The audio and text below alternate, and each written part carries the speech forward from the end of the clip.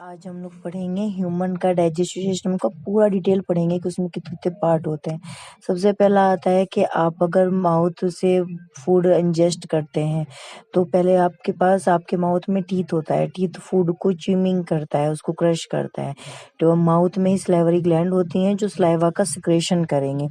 टंग saliva और food को mix करता है ताकि वो थोड़ा सा लसा हो जाए। सलाइवा के अंदर एमाइलेज एंजाइम होता है जो स्टार्च को शुगर के अंदर ब्रेक कर देता है। उसके बाद में फूड माउथ से जाता है ईसोफेगस में। ईसोफेगस एक लॉन्ग ट्यूब होती है, वहाँ डाइजेशन नहीं होता है।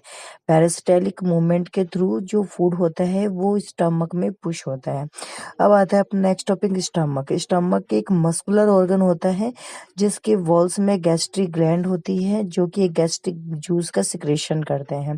और ये जो जूस होता है वो हाइड्रोक्लोरिक एसिड का सिक्रेशन करता है।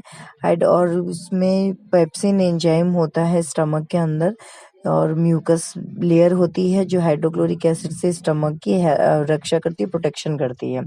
हाइड्रोक्लोरिक एसिड के बहुत सारे फंक्शन होते हैं। पहला है कि वो फूड के मीडियम को एसिडिक मीडियम में कन्वर्ट करता है और उस फूड में बैक्टीरिया को किल करता है।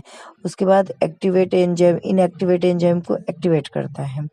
फिर आता है आपका स्मॉल इंटेस्टाइन। ये लॉन्गेस्ट पार्ट है एलिमेंट्री कैनाल का। कंप्लीट डाइजेशन यहीं होता है। कार्बोहाइड्रेट, प्रोटीन, फैट सब कुछ यहीं पे डाइजेस्ट होता है। लीवर अपना सीक्रेट्स बाइल जूस सीक्रेट करते हैं जो फैट के डाइजेशन को कंप्लीट करेगा। पेनक्रियास पैनक्रियाटिक जूस सीक्रेट करते हैं जो जिसमें बहुत सारे एंजाइम है। पहला है ट्रिप्सिन एंजाइम प्रोटीन का डाइजेस्ट करता है।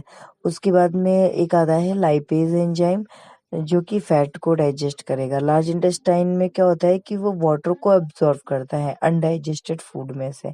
और एनस क्या करेगा कि जो अनडाइजेस्टेड फूड है उसको बॉडी के बाहर रिमूव करेगा क्योंकि वो अब हमारे लिए हार्मफुल होते हैं, वेस्ट प्रोडक्ट है, किसी काम के नहीं है। उसके बाद में आता है आपका अपेंडिक्स। अपेंडिक्स का वर्क क्या होता है, वो सेलुलोज को डाइजेस्ट करता है जो कि सेलुलोज पाया जाता है ग्रीन लीफी वेजिटेबल्स में, ग्रीन लीफी चीज में।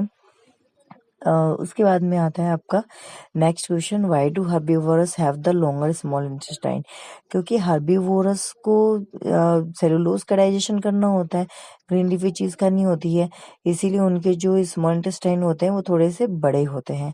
और जो कार्निवोरस होते हैं उनको मीट खाना होता है तो मीट इजीली डाइजेस्ट हो जाते हैं, इसीलिए इनकी जो स्मॉल इंटेस्टाइन होती है वो शॉर्ट होती है।